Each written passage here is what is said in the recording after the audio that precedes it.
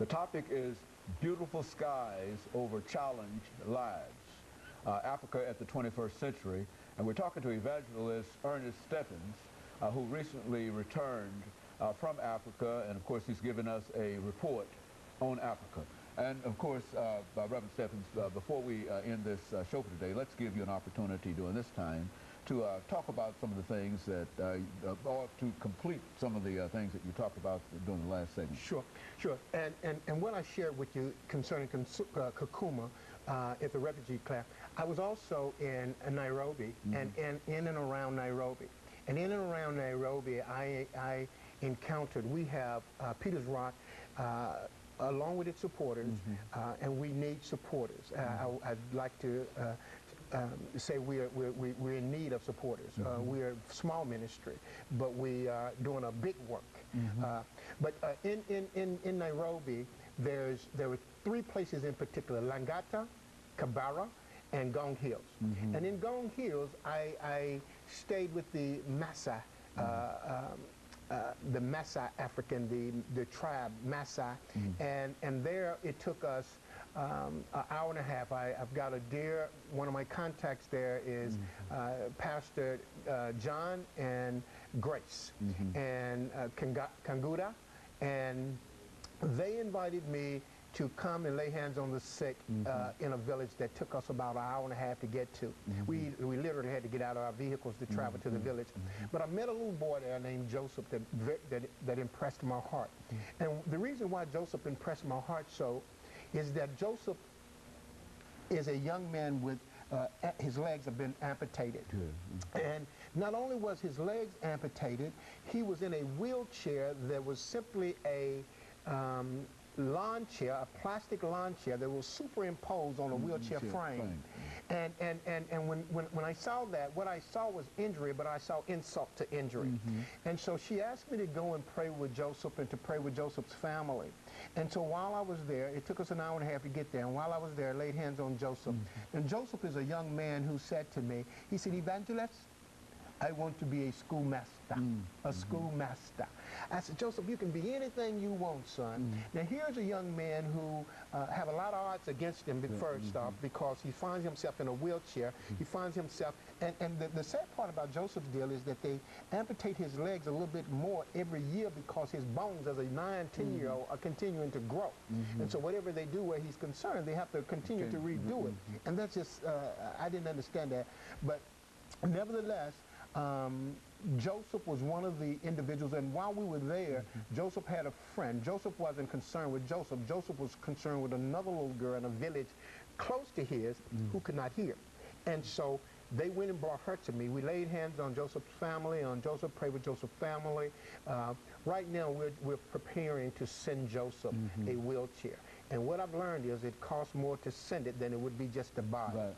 That's why we need partners. We need partners that are willing to, individuals, corporations, organizations, churches, that were willing to assist us as we do the work of this ministry.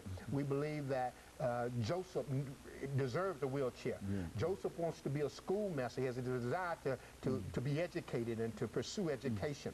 This young girl that was brought to me, that we laid hands on, that I laid hands on, who now hears, had an infection across the years, but God reversed that sickness, and now this child can hear.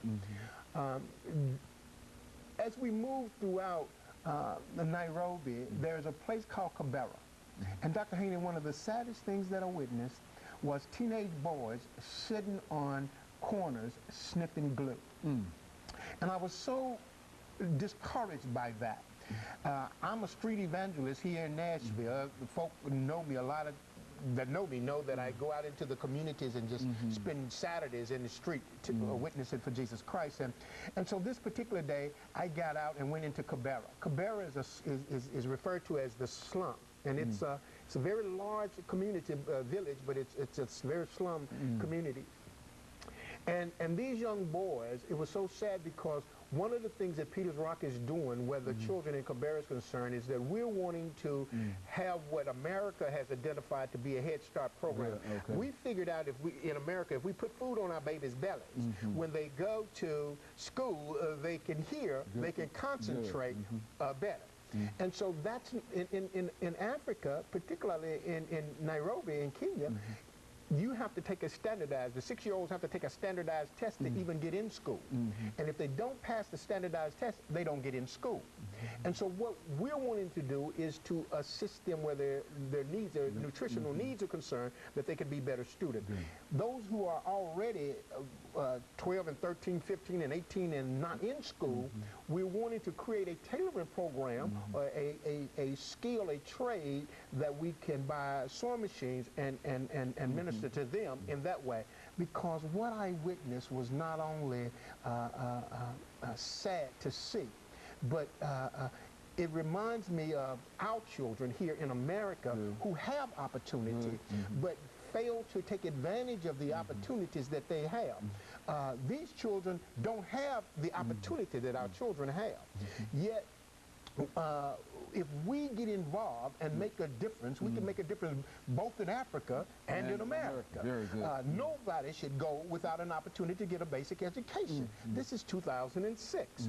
And so what we're willing to do, what we're asking folk to do, and you can write to the P.O. Box, you can send your resources, your checks to the P.O. Box, or you can touch base at www.EarnestStephens.org. Spells like Stevens, S-T-E-P-H-E-N-S, but it's pronounced Stephens. EarnestStephens.org, and get our contacts. We have, you can contact us by the web. You can email me at ernest@ErnestStephens.org. The P.O. Box is P.O. Box 41631, Nashville, Tennessee, 37204. We are, again, a small ministry doing a big work because we want to be difference makers.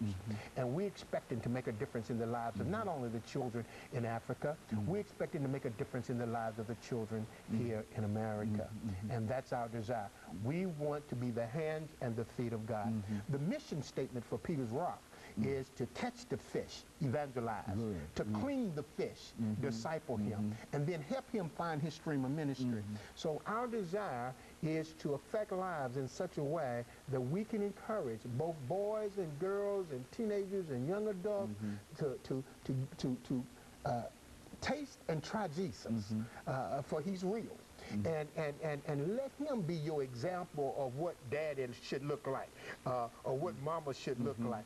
And so we are, as a ministry, reaching out to not only those in Africa, but also the disenfranchised here in this community. Reverend, over the last couple of minutes we have here, let's have you respond to this question. Sure. Do you think that we can, in view of all of the problems that we have in this country and across the world, that we can, as a community, an international community, as well as a national community, turn some of these problems around? Oh, absolutely.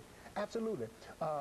One individual at a time, one family at a time, one church at a time. Just imagine, Dr. Haney, I've oftentimes had this thought. If one church, and in here in Nashville, now metropolitan Nashville, there are thousands of churches throughout this community.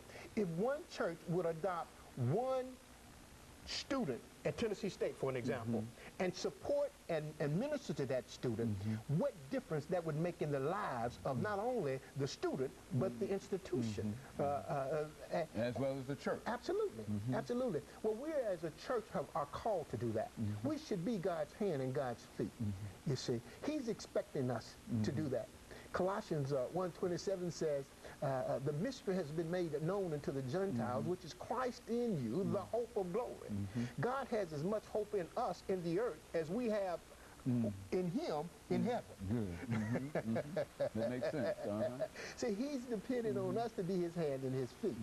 And so this business about going to, I had one lady say, she said, when you go to Africa, I want you to bring me back this, bring me back that. I don't go to Africa to shop. Okay. I'm going to Africa to make a difference. Okay, very good.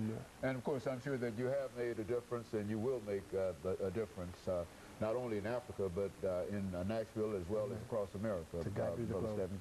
And I want to thank you for coming by and giving us that report on Africa, because so often we have people to come by and they talk about Africa, but it's rare that we get really an insight into some of the real problems. I think you indicated that there's such a great need for education, and there's such a desire on the part of Yes. the individuals Yes. in Africa for education, and I only wish that we could have that same kind of desire here in this country in reference to our own young people in terms of what is possible, and I think that what you said tonight or this morning will certainly encourage that. And of course, let me encourage our audience to tune in again next week for another informative edition of Comments. Thank you and good morning.